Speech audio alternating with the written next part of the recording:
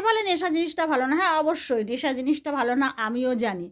কিন্তু চায়ের নেশা বলো, চায়ের নেশাকে কিন্তু কেউ বলবে না যে চায়ের নেশাটা খুব খারাপ জিনিস।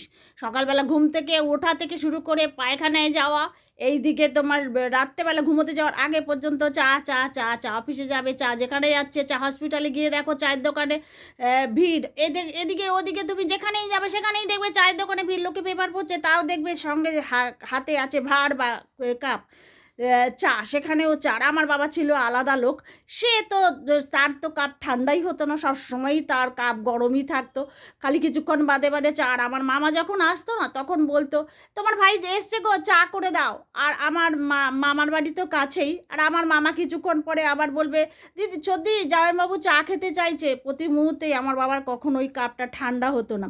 আচ্ছা, যারা মদ খায় তাদের তো মাতাল বলে, যারা চা খায় তাদের কেন চাতাল বলে না, এটা বলতে পারবে?